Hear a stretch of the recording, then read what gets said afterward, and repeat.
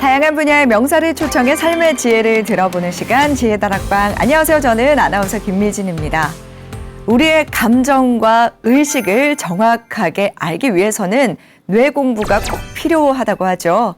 오늘부터 3주간 지혜다락방에서는 뇌과학자 박문호 박사님과 함께 인간 본질에 대해서 이야기를 나눠볼까 합니다. 박문호 박사님을 무대 위로 모시겠습니다. 큰 박수 부탁드립니다. 안녕하세요.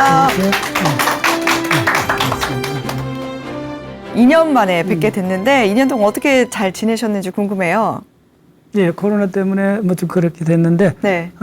오히려 강의는 좀 많아진 것 같아요. 예, 줌으로. 줌으로 예. 강의를 많이 하셨군요. 예, 매주 목요일 날 저녁 2시간, 벌써 한 90회 정도. 네. 1년 반 동안에.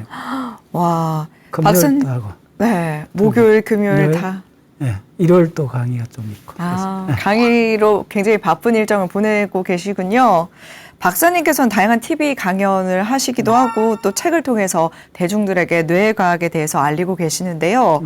사실 과거에는 뇌과학 하면은 의과 전문대학을 다니는 학생들이나 또 전문가들에게만 공부하는 그런 과목이다라고 생각하기 쉬웠거든요.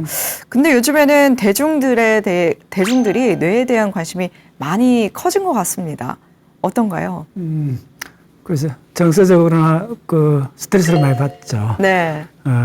커뮤니케이션이나 뭐 여러 가지 코로나 이런 것 전체적으로 우리 어떤 정서적 힘드는 부분들이 많잖아요. 네. 자연스럽게 어떻게 이런 느낌을 가졌을까 하는 궁금점이죠. 네. 그런 대중들의 궁금증이 커지면서 뇌과학에 대한 관심도 더 많아졌군요. 이런 흐름과 반대로 또 여전히 뇌과학이나 뇌 공부를 생각해 본 적 없는 분들도 분명히 계실 것 같아요. 그런 분들에게 뇌 공부를 해야 되는 이유에 대해서 간단히 설명해 주신다면요. 기본적으로 이제 자기계발서나 심리적 책을 이제 깨오른 독자층이 있었잖아요.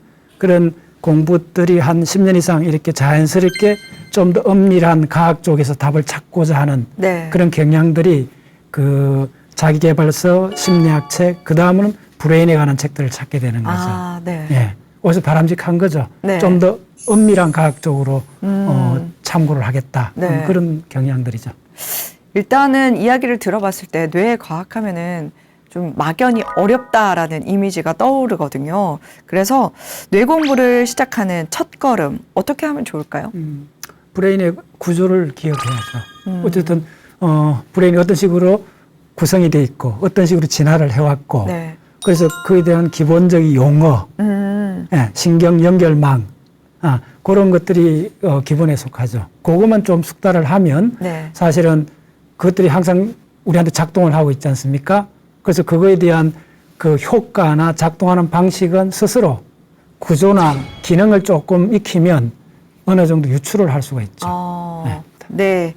그러면 박사님의 강연 지금 바로 박수로 청해 듣도록 하겠습니다. 큰 박수 부탁드립니다.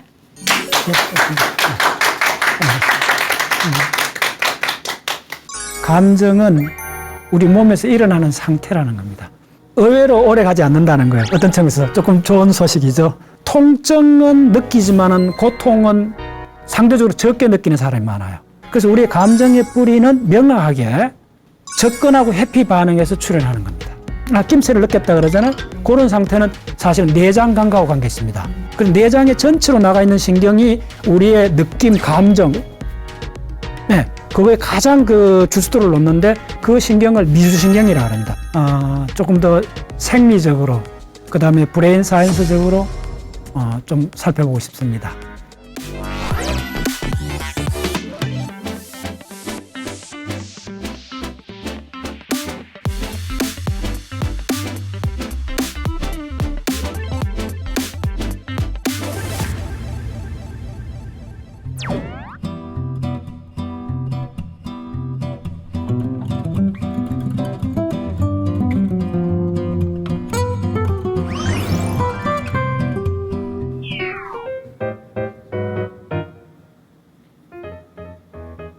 예, 안녕하십니까. 박문호입니다. 첫 번째 시간은 감정에 대해서 말해 보겠습니다. 감정, 누구나 다 알고 있죠. 그래서 감정에 대해서 첫 번째 떠오르는 생각은 뭐냐 하면 감정은 일어나는 상태라는 겁니다. 우리 내부에서, 우리 몸에서 일어나는 상태라는 겁니다. 그리고 또 우리는 평생 감정적인 문제를 의식하고 있죠. 말다툼을 하거나 의견 충돌이나 항상 감정적 소용돌이 속에 살고 있는데 누구나 다 감정을 어느 정도 제어해보고 싶어 하죠. 예. 근데 의외로 간단치 않고 거의 평생을 노력해도 대부분 별 효과가 없이 속수무책인 그런 걸 좀 많이 느끼죠. 예. 그래서 왜 그렇게 됐는가? 조금 더 생리적으로, 그 다음에 브레인 사이언스적으로 좀 살펴보고 싶습니다. 이걸 전체적으로 보는 방식은 진화론적인 관점으로 보는 게 좋아요. 어쨌든 감정은 중요하죠. 감정이 왜 중요하냐 하면 우리의 삶의 질을 결정하기 때문에 그렇죠. 자, 우리가 경제적 돈이 아무리 많았던 어떤 상황에서 아무리 많은 지식을 갖고 있던 개개인이 느끼는 삶의 질은 가장 큰 팩터가 물론 건강이 중요하고 그런 기본적 팩터를 빼고 확실하게 중요한 것은 감정이죠. 그래서 감정을 어떻게 잘 제어하는가에 따라서 그 사람 삶은 그 사람 삶의 질이 향상되거나 아주 험악해지기도 하죠. 그만큼 감정은 우리한테 굉장히 중요한 팩터인데 과학적 접근이 쉽지는 않습니다. 그래서 몇 가지 말씀드리면 감정은 일어나는 거다. 그러니까 시간적 상황이라는 거예요. 의외로 오래 가지 않는다는 거예요. 어떤 측면에서 조금 좋은 소식이죠. 물론 오래 가는 감정도 있지만 대부분 감정은 순간적으로 일어나는 거. 근데 순간적으로 일어나기 때문에 찰나적으로 사라지고 또 혹은 확산되기도 하는데 순간적으로 제어를 못하면 어렵다는 것을. 미리 결론부터 말씀드리면 감정에 관한 문제는 우리가 생각하는 것보다 시간이 엄청 빠르다는 겁니다.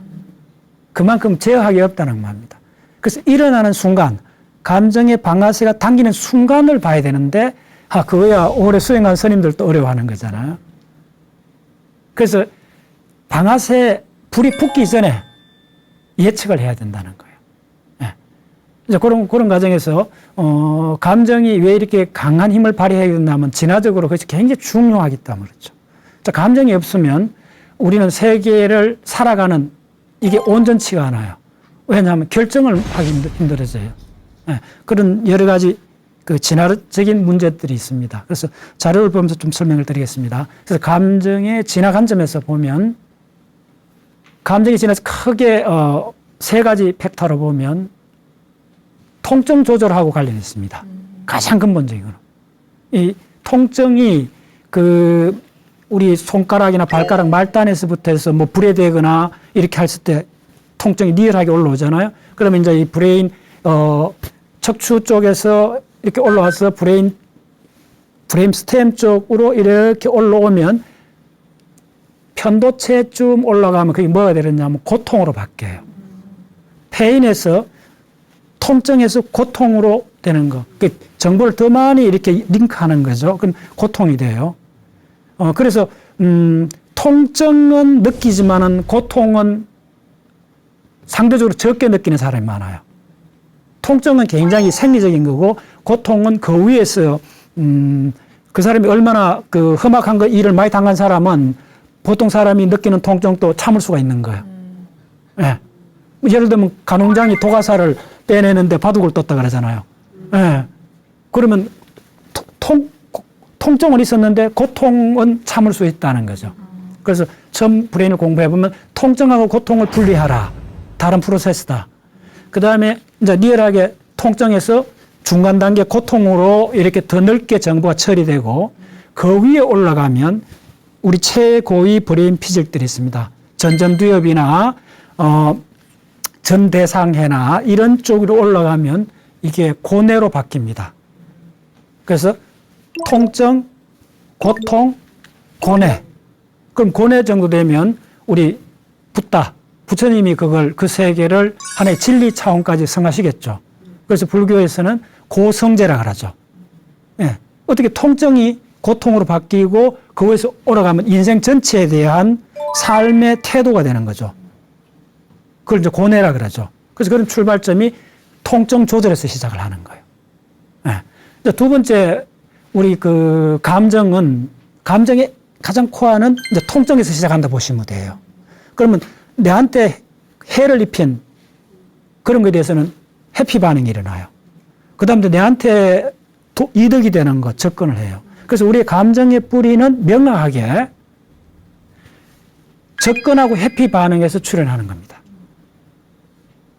그래서 접근하는 거는 내한테 이득이 되는 거, 해피하는 거는 나한테 손해가 되는 겁니다. 간단히 위로 올라가면. 그래서 감정에 대해서 우리가 행동으로 바뀌는 그 과정의 핵심적인 거는 우리는 매 순간 어떤 행위에 대한 비용하고 그 결과의 이득을 저울질합니다.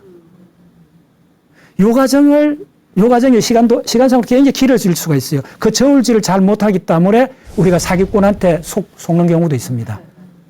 처음 들었을 때는 이야기가 그렇듯하니까 접근을 하죠. 근데 좀 더 깊이 생각해 보면, 저 사람이 숨기고 들었잖아요. 다시 이야기하면, 이득하고, 어떤 행위에 대한 이득하고 손실을 계산하는 것이 아주 낮은 차원에서부터 굉장히 다층적으로 있다는 겁니다. 그게 그리 간단한 문제가 아니라는 겁니다. 처음에는 많이 속는 척, 고수들은 어떻게 합니까? 처음에 아낌없이 하잖아요. 나중에 이기는 거죠.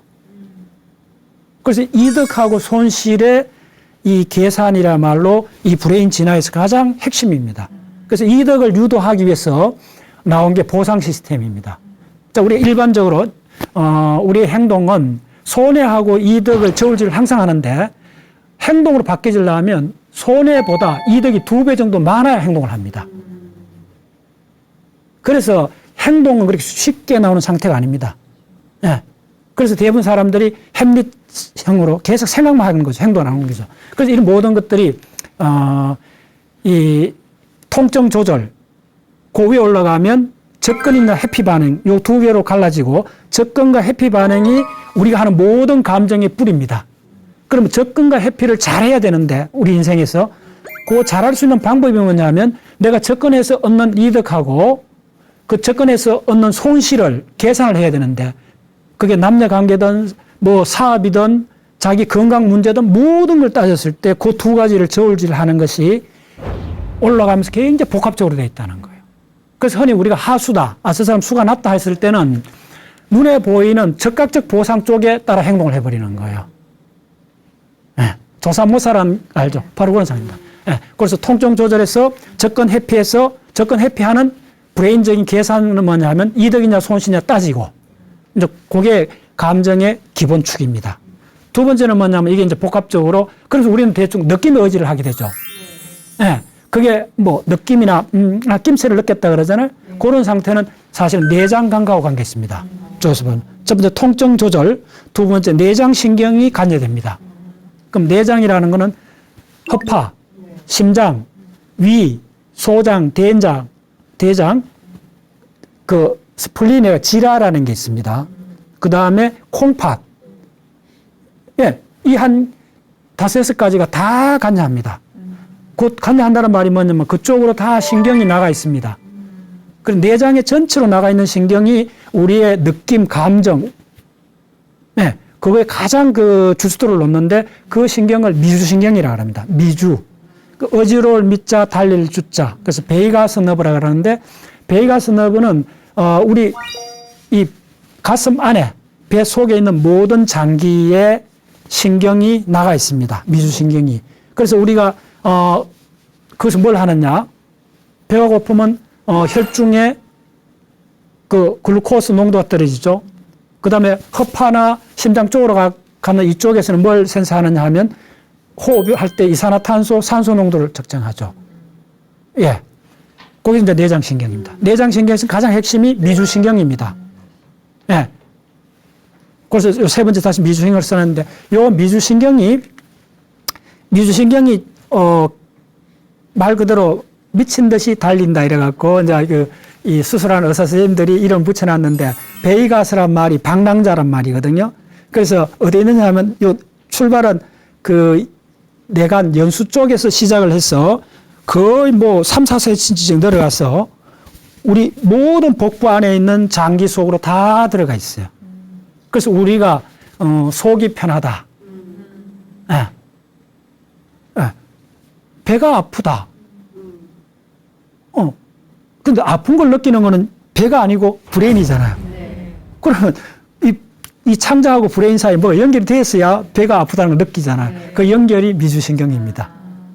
예. 그리고 미주신경이, 결론적으로 뭘 하느냐 하면, 우리가 이제 감정은 접근하고 회피 두 가지 기본이라고 그랬잖아요. 미주신경은 접근할 때는 에너지가 되잖아요.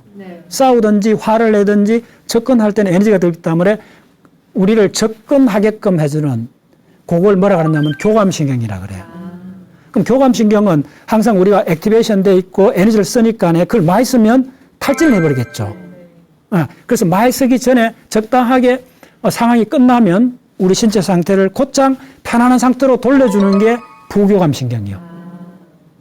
그래서 교감신경은 어떤 식으로 가느냐 하면 우리 브레인 전체하고 관련이 있긴 한데 들어가 척추에 척추신경이 쭉 있다면 그게 한 40cm 됩니다. 척추신경 바로 옆에 양쪽으로 두 개 염주처럼 이렇게 나오는 두 가닥 노란 가닥이 있습니다. 그걸 뭐라 그러냐면 교감신경 체인 혹은 교감신경 기둥이라고 합니다. 그거하고 척추에서 교감신경 기둥까지 신경이 나가고 교감신경 기둥에서 시냅스를 합니다. 연결을 하고 교감신경 기둥이 우리 척추 마디를 타서 쭉 양쪽 따라 나와 있습니다. 그래서 우리가 갈비짝 이렇게 보면 안에 이렇게 보면 그게 노란 줄이 보입니다. 예. 그 요렇게 있고 그 척추신경 그 기둥에서 신경이 쭉 빠져나가는데 그게 우리 내장 전체로 나가 있습니다. 예. 그게 교감신경입니다. 그래서 여러분들 화가 나든지 굉장히 급한 사고 나면 배가 그냥 설사나잖아요. 경험해 보셨죠, 다들? 그 왜 그러냐 하면 굉장히 긴장을 하거나 그러면 설사나는 이유가 이쪽 교감신경이 너무 흥분해갖고 이쪽을 자극해서 그런 겁니다. 간단히 하겠습니다. 예. 그러면 이제 에너지를 많이 쓰는 상황이 끝나면 곧장 에너지를 세이브해야 되죠. 그때 부교감신경이 작동합니다. 근데 부교감신경은 7번 안면신경, 이거 침을 많이 분비하게 합니다. 그 다음에 그 밑에 있는 9번 그 서린신경이라는 신경이 있습니다. 그 9번 신경, 서린신경은 맛하고, 그 다음에 혈압하고, 그 다음에 호흡, 그 다음 내부장기 시그널, 이 네 가지 다 처리합니다. 또 하나 가장 중요한 부교감신경. 부교감신경 다시 하면 7번 신경, 9번 신경, 10번 신경인데 요 중에 특히 중요한 신경이 10번 신경입니다. 10번 신경이 몸 안에 전체 들어가고 우리가 흥분된 상태를 곧장 이렇게 다독거려 줍니다. 편안하도록. 그때 언제냐 하면 언제가 편합니까? 음식을 먹고 나서 쉬고 있을 때잖아요. 그때 소화한다 그러잖아요. 소화할 때 바로 부교감신경, 미주신경이 창자나 위 이런 데 가서 맹활약을 합니다. 이렇게 부드럽게 이렇게 이제 영양분을 섭취하게 하는 거죠. 그래서 미주신경은 심장에 가서는 심장 박동을 줄여줍니다. 근데 만약 미주신경이 굉장히 강하게 작동을 해버리면 심장이 멎을 수도 있습니다. 그래서 이게 초기에 학자들이 놀랐던 현상 중에 하나가 그 부두교라는 종교가 있습니다. 그래서 주수를 받은 사람이 실제로 죽는 상황이 벌어진 겁니다. 네. 이게 학술적으로 연구가 됐습니다. 그래서 마음을 이렇게 편안하게 해주는데 그걸 극단적으로 가면 심장이 서서히 멎어버리는 수가 있어요. 그래서 이게 진화적으로 감정을 진화적으로 봐야 되는 중요한 게 뭐냐면 우리 지구상에 이 다세포 동물들이 그 감정의 진화 가장 뿌리는 뭐냐 하면 스탑하는 겁니다. 멈춰버리는 겁니다. 그래서 곤충에서부터 인간까지 위급한 상황이 다가가면 멈춥니다. 죽은 척 해버립니다. 우리 초등학교 때 기억납니까? 곰이 나타나면 딱 죽은 척 하라 그런 이야기 있잖아요. 그게 상당히 일리 있는 이야기입니다. 어떤 측면에서는 우리가 모든 사람도 모든 동물은 첫 번째 생존 반응이 스탑하는 겁니다. 그래서 우리가 이렇게 스탑하는 게 유리한 게 뭐냐 하면 내가 먼저 주먹을 낸다든지 먼저 행동을 취하면 상대가 그걸 공격 유발 신호로 해석해 버립니다. 네. 그래서 스탑하는 게 지구상의 모든 다세포 동물의 첫 번째 생존 전략입니다.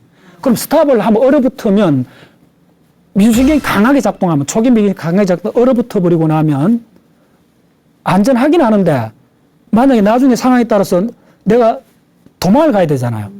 혹은 내보다 약한 거 있으면 접근을 해야 되잖아. 먹잇감은 접근해야 되는데 얼어붙기만 하면 안 된다는 거예요. 그래서 진화의 두 번째 단계가 뭐냐면 얼어붙는 게 해동하는 녹는 상태가 일어나요.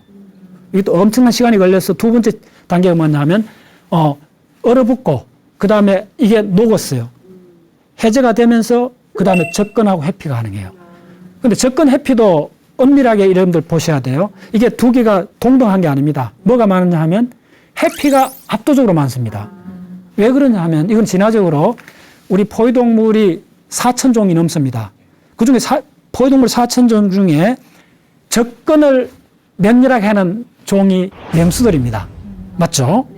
맹수들, 그러니까 식육류라 그러는데 식육목에 해당되는 동물은 몇 종류가 없습니다. 간단히 말씀드리면 객가동물, 늑대, 이리, 여우, 객가동물. 두 번째가 뭐냐면 고양이과 동물입니다. 고양이과 동물에서 사자, 호랑이가 나왔습니다. 요 몇 종류를 제외하고 지구상에 있는 대부분 동물들은 피식자들입니다. 우리 호모사피엔스 인간도 위로 올라가면 600만 년 전에 침판지 갈라져가 이까지 늘어오는 과정에서 대부분 우리는 피식자였습니다. 도망 다녀야 돼요. 그래서 그나마 조금 나아진 게 200만 년 전쯤에 불을 사용하고 도구를 사용하면서부터 우리는 맹수를 접근을 못해도 훑어낼 수는 있을 정도가 된 거예요. 그리고 한 6만 년쯤 하고 활을 발명하면서부터 사냥에 나갔지 인류 역사상 대부분의 시간은 우리는 도망 다녔습니다. 그래서 접근 회피 반응에서도 압도적인 많은 게 회피입니다. 그래서 시험 앞둔 사람은 설사나든지 이러잖아요. 그 다음에 이렇게 어려운 자리 가면 사람이 얼어붙잖아요. 됐죠. 얼어붙기 회피 반응은 항상 일어납니다. 네. 그래서 사람들이 우울증 걸리는 것도 일종의 회피 반응으로 보시면 돼요. 사회적 회피입니다. 네. 그래서 우리가 거의 한 7대3 정도로 회피가 많습니다. 그래서 회피가 너무 많으면 어떻게 되느냐 하면 동물의 회피 반응이 많은 동물을 나열을 해보면 토끼 하면 생각해요. 산토끼. 근처 못 갑니다. 도망갑니다. 노루 하면 생각해보세요. 제가 언젠가 산에 가서 노루를 본 적이 있는데 아직도 기억이 나요. 건너 산 능성이에 한 500m 떨어진 데 노루를 봤어요, 제가. 500m 떨어져도 도망을 가더라고. 네. 그래서 우리는 가까이 접근할 수 있는 사회적 거리가 우리 인간 사이에 다 있습니다. 좁은 엘리베이터에서 부장하고 같이 있어봤어요. 예, 말 던지고. 그러면 껄끄럽잖아요. 그러니까 안 되니까 이렇게 바깥에 이렇게 보고 있는 거예요. 회피 반응입니다. 그 말은 뭐냐면 우리 모든 동물은 편안해하는 안전거리가 있다는 겁니다. 그런데 이 안전거리가 가까워야 적어도 한 10m 안에 안전거리가 돼야 사회를 구성할 수 있잖아요. 그래서 토끼나 노루가 사회를 구성하기 어렵습니다. 야생동물은 의외로 사회를 구성하지 않습니다. 그런데 늑대나 들소들이 무리를 지어가 사는데 이렇게 하는데 그건 조금 차이가 있습니다. 인간의 사회적하고. 결론. 그래서 무슨 말이냐 하면 우리가 미주신경이 굉장히 발달하면 다시 돌아서 회피 반응이잖아요. 접근은 교감이고 이게 안전모드 이렇게 하는 거는 부교감 쪽입니다. 그러면 회피 반응이 더 강하면 뭉칠 수가 없잖아요. 그래서 회피 반응 쪽으로 가는 거는 에너지를 세이브하는 겁니다. 위기상을 벗어나는 겁니다. 그러면 이것만 도미넌트해지면 우리가 뭉칠 수가 없어요. 다시 말해서 모험심이 안 생긴다는 거예요. 진취적이 안 된다는 거예요. 그래서 어떻게 되느냐 하면 동물에서는 아직 그렇습니다. 동물은 가까이 가면 도망을 갑니다. 위험하면 끊임없이 도망가니까 우리가 동물원에 우리의 사자나 맹수를 가다 놓으면 하는 역할이 모든 동물이 하는 역할이 끊임없이 맴돕니다. 막 다니잖아요. 교감신경이 강해지면, 부교감신경, 미신경이 강해지면 스탑한다 그랬잖아요. 그게 이제 회피입니다. 스탑이. 극단적으로 가면. 그러면 접근을 하려면 새로운 신경이 진화돼 나와야 돼요. 그게 이제 우리 호모사피엔스에서 굉장히 강하게 진화됐다는 증거들이 있어요. 그게 뭐냐 하면 미주신경 중에 일부가 심장으로 하는 교감신경을 너무 강하게 박동하는 걸 적당하게 조절해 준다는 거예요. 그래서 비유를 들어주면 이렇게 생각하면 됩니다. 우리가 굉장히 빠른 스포츠카가 코너링을 할 때 제어 장치가 강하면, 브레이크가 강하면 제어 반경이 커지겠죠. 브레이크가 약하면 빠른 속도로 달리면 제어할 수 있는 반경이 짧아지겠죠. 바로 동물은 그 상태입니다. 제어하는 두 번째 진화된 미주신경, 그걸 백종 미주신경이라는데 조금 어려울 수 있습니다. 백종 미주신경이 이 제어하는 역할이 동물한테는 좀 낮으면 행동 반경이 좁습니다. 그래서 동물들은 자기가 편안하게 사는 환경에서만 삽니다. 됐죠? 토끼나 노루는 가는 길만 갑니다. 환경이 정해져 있습니다. 그래서 강아지들이 아침에 나오면 오줌을 찍찍 사잖아요. 그 환경 내가 자기 영역이라고 그 좁은 영역을 울타리 치는 겁니다. 간단히 심리적으로. 오케이 됐죠? 그런데 우리는 사회를 구성하려면 행동 반경이 커야 돼요. 됐죠? 그럼 행동 반경이 크면 그 제어하려면 브레이크가 좋아야 돼요. 그걸 이제 최근에 이쪽 하는 사람 뭐라 그러냐면 미주신경, 베이갈 브레이크라 그래요. 그 베이갈 브레이크가 뭐냐 하면 속도가 빠르고 행동이 빠른데도 이걸 빨리빨리 제어해 주니까 우리는 행동 반경이 넓게 인터액션을 할 수가 있게 된다는 거예요. 그래서 우리 호모사피엔스는 사회를 구성할 수 있게 됐다는 거예요. 자, 놀랍게도 그 배쪽 미주신경이 하는 역할을 봤더니 그 배쪽 미주신경을 요즘 뭐라 부르느냐 하면 ambiguous 그 너버라 그래요. 누클레우스. 그러니까 애매핵. 이름이 그렇게 너무 어려워갖고 그쪽도 해봐는 사람 애매하다 해서 애매핵 혹은 의문핵 하는데 그 의문핵 혹은 애매핵이라는 그 부위가 있습니다. 그 핵이 하는 역할이 뭐냐 하면 바로 우리 보컬, 목소리를 만들어냅니다. 그래서 이쪽을 라렌지알, 후두라 그러는데 후두 요 갑상연골 요 밑에 가락지 연골 있잖아요. 가락지 연골, 갑상 연골 만져지는데 그 속에 성대가 있습니다. 그 안에 아리테노이드라는 연골이 있습니다. 요쪽을 관장하는 신경이 그 나린지알이라 그러는데 후두 신경인데 그게 바로 지금 이야기하는 배쪽 미주신경에서 파생돼 나옵니다. 그래서 우리가 결국은 사회를 구성하고 그 불안한 감정을 이기면서 사회를 구성하게 된 이유가 뭐냐면 원인이 그 힘이 어디서 나오냐 하면 이쪽 목소리 다시 말하면 언어가 출현했다는 겁니다. 됐죠? 언어가 출현했다는 겁니다.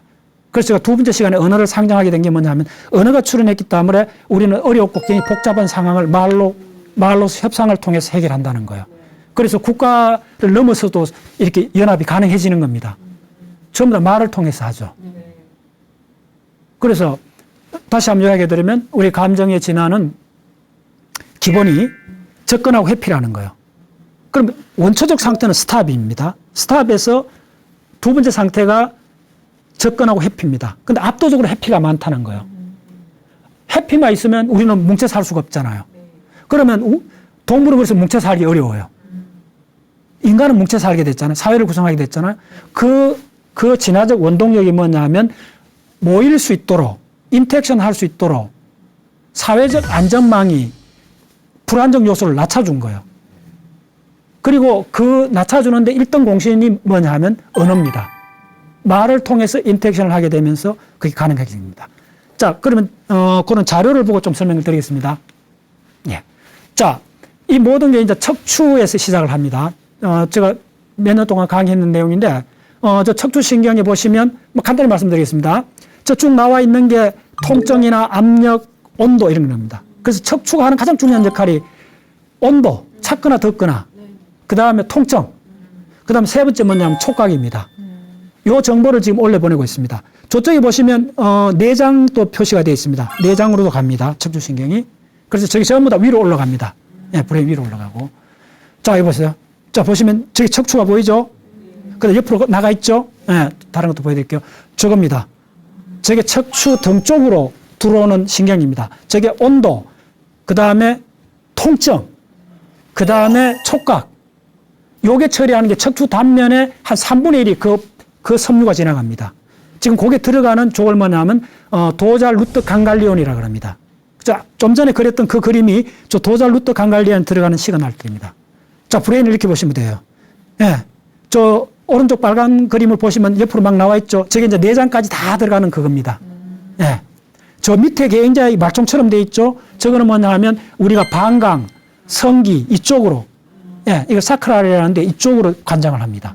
그건 부교감입니다. 그래서 이쪽은 대소변 볼 때 급하면 안 나오잖아요. 그게 부교감이 관장하기 때문에 그렇습니다. 부교감 열어줘야 됩니다. 요 부교감 있고 이 가운데는 부교감이 다 뭐에 해당되면 미주신경이 다 그 역할을 해줍니다. 오케이. 자, 그 다음에 우리 내부 장기에서 일어나는 이 모든 시그널은 혈류로 타고 옵니다. 이산화탄소, 산소 농도, 글루코스, 그 다음에 코르티졸, 그 다음에 pH 값, 양성자 농도, 이런 모든 생존에 필요한 정보값이 피혈장이라 그러잖아요. 혈장 속에 녹아서 전신을 1분에 한 번씩 돌아간다 생각하면 돼요. 그러면 우리가 내부 모든 장기의 상태는 혈액 속에 들어가 있습니다. 네, 그 정보를 어디서 하냐 하면 저 그림에 보시면 경동맥이라고 있습니다. 화나면 막 목 줄 때 생긴다 그러잖아요. 그 경동맥 갈라지는데 그 벽시만한 거 있습니다. 요거에 화살표 있죠? 저게 한 7mm쯤 됩니다. 저 센터 속에 신경이 나가 있습니다. 거기서 9번 신경이 들어가갖고 저걸 카로티드 바디라고 하는데 경동맥 소체라고 하는데 그쪽에 신경이 들어가서 우리 혈액 속에 있는 모든 화학적 분자의 상태를, 농도를 측정합니다. 그 값을 갖고 우리가 심장 박동하고 호흡 레이트가 결정이 됩니다. 근데 이건 하나도 의식을 못 합니다. 의식을 못 하는데 말하다가 화가 나면 저 목소리가 빨리져, 숨이 가빠지죠, 심장이 빨리 뛰죠. 우리 의식 못 하잖아요. 그 짧은 10초 내로 일어나 버립니다. 10초 내에 일어납니다. 그래서 아까 감정이 왜 어려웠냐 하면 순간적으로 일어나는 사건입니다. 오케이. 자, 그 다음에 이게 혈관이 조금 어려운 내용인데 저거 그 논문 보여드리겠습니다. 혈관이 하는 게 저쪽에 보시면 두 개 있는 게 시냅스입니다. 신경하고 신경에서 나오는 글루타메이트가 성상세포로 들어가서 그쪽에서 복잡한 생화학작용을 거쳐갖고 혈관을 조절합니다. 혈관 사이즈를. 한 번도 의식 못합니다. 조절하는 방식이 뭐냐 하면 조절하는 혈관이 동맥 중에 세동맥을 조절합니다. 요 세동맥 그 다음에 모세혈관이 나오거든요. 그래서 우리 전신에 모세혈관이 얼마나 많습니까? 모세혈관에 들어가는 혈액의 양을 저서 조절해버립니다. 근데 저게 누가 조절하는 출발점이 신경이거든요. 그럼 그 말은 무슨 말이냐 하면 우리가 신경이 쓰이면 얼굴이 붉게 되잖아요. 화가 나면. 그 순간적으로 되는 거예요. 근데 얼굴에 있는 건 아주 빙산의 일각입니다. 이쪽 안에서 다 일어나는 겁니다. 눈에 안 보이는 이쪽에서.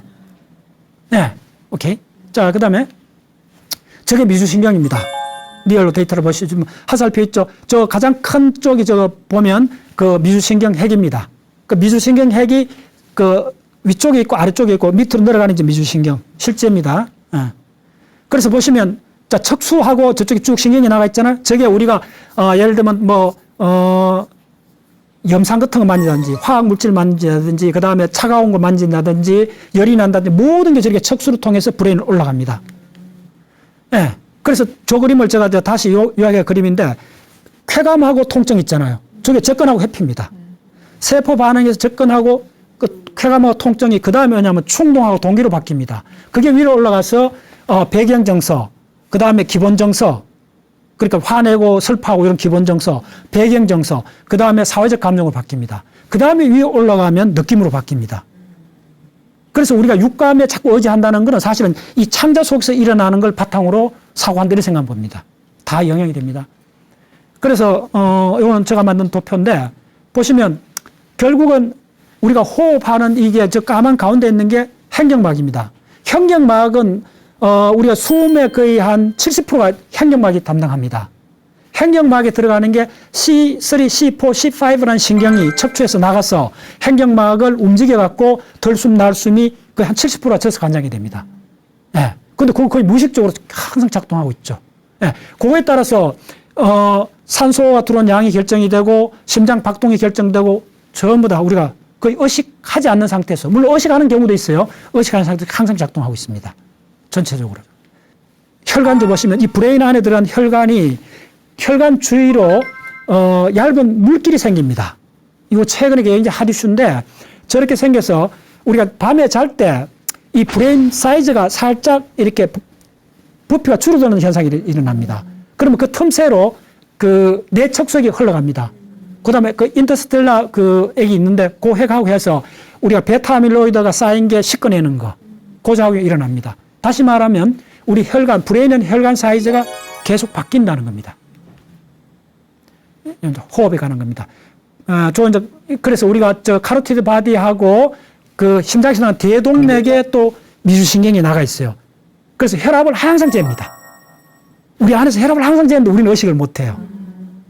그래서 감정을 컨트롤하기 어렵습니다. 미리 결론 말씀드리면 감정을 제어하는 방법은 사실은 우리가 추상적 사고로서는 가능하지 않습니다. 제가 그 봤던 감정의 발견이라는 책에서 그 감정을 한 30년 연구한 전문가가 그 사람 이 분야의 논문을 한 100편 이상 썼는 대가인데 그분이 감정을 연구하기 위해서 대학원에 가서 처음 알게 된 게 뭐냐 하면 감정은 우리 모든 인류가 감정을 제어하려고 노력했다는 거예요. 그런데 그걸 성공적으로 한 사람은 극히 일부라는 거예요. 끊임없이 우리가 노력을 하는데 왜 안 되는가? 우리가 엉뚱한 방향을 봤다는 겁니다. 뭐냐 하면 감정은 기술적 문제라는 겁니다. 감정을 제어하기 필요해서는 사실은 초시계하고 온도계가 필요하다는 겁니다. 왜냐하면 이게 찰나적으로 있는 사건이기 때문에 우리가 보는 순간 늦어버린 거예요. 불이 붙으면 늦어버린 거예요.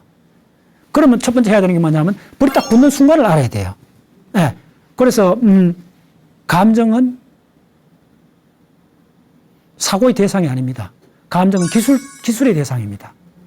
기술의 대상이면 우리가 훈련을 통해서 정교하게 설계된 훈련을 통해서 접근할 수 있는 부분입니다. 그때 필요한 게 뭐냐 하면 감정을 측정을 해야 됩니다. 그 감정을 측정하는 게 바로 뭐냐 하면 온도계입니다.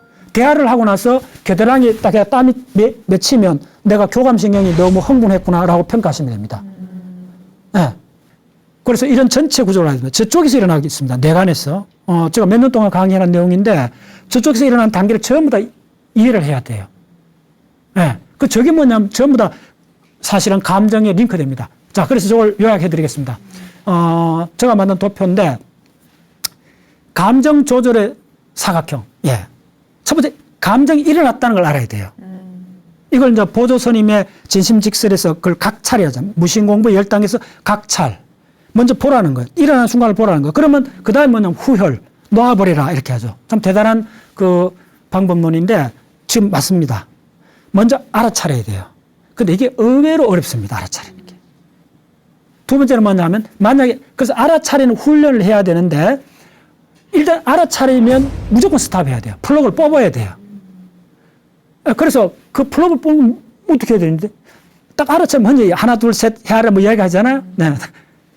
그게 다 순간적인 현상이라는 겁니다. 그래서 어떻게 하느냐 하면 곧장 알아차렸으면 자동적으로 긴 호흡을 들숨이 아니고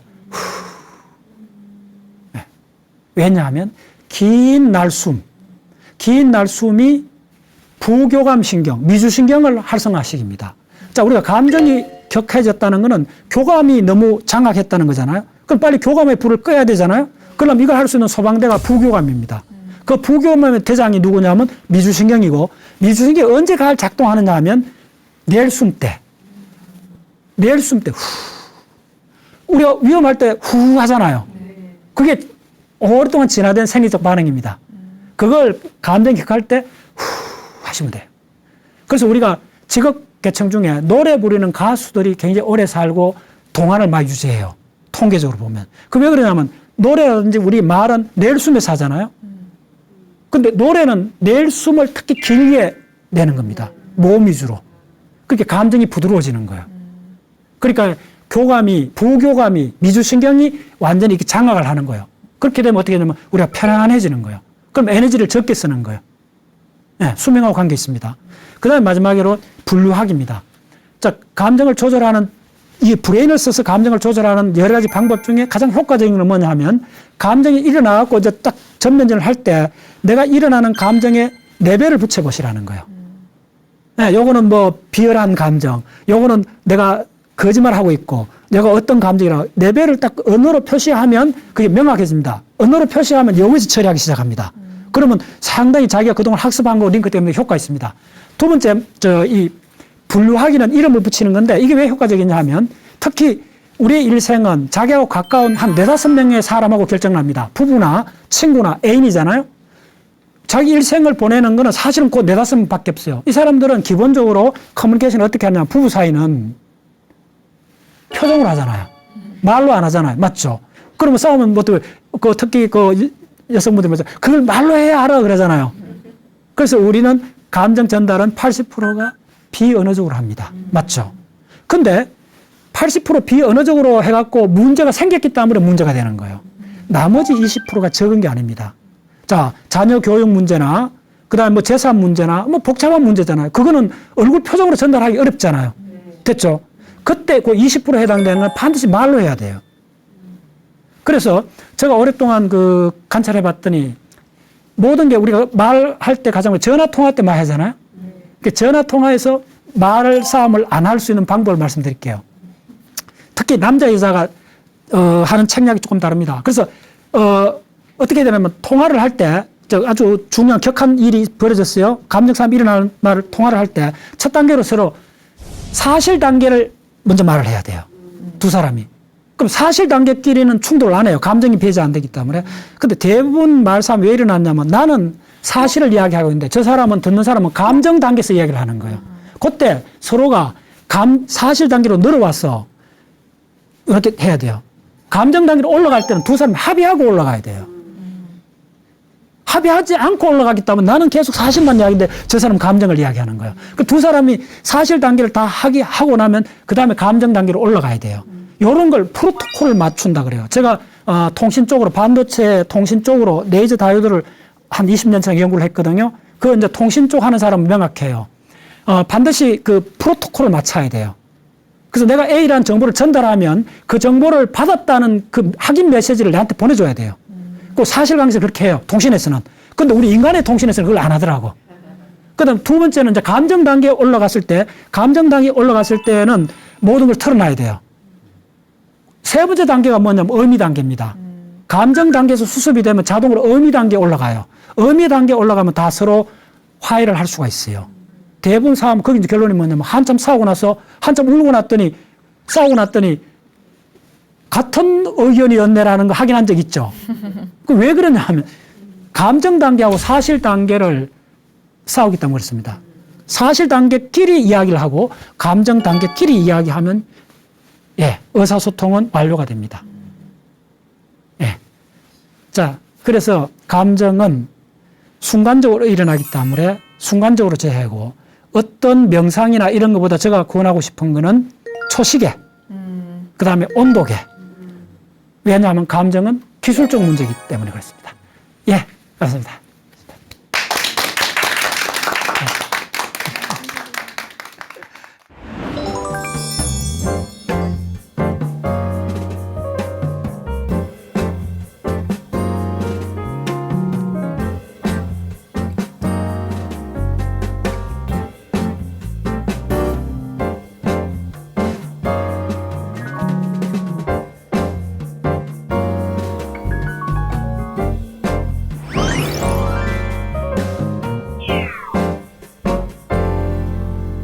네, 강연을 통해서 감정과 뇌가 어떠한 관계가 있는지 잘 알 수 있었는데요. 앞으로의 강의도 궁금해집니다. 다음 주에는 어떤 이야기를 해주실 건가요? 언어에 대한 거죠. 네. 결국은 언어도 감정을 말로 표출하는 과정이 핵심이거든요. 네. 다 연결되어 있습니다. 네. 그러면 언어와 뇌의 관계, 다음 주 강의 많이 기대하도록 하겠습니다. 지혜다락방 오늘 이 시간을 여기서 마무리하도록 하겠습니다. 다음 주 이 시간에도 알찬 강연으로 찾아뵙도록 하겠습니다. 함께해 주신 여러분 고맙습니다.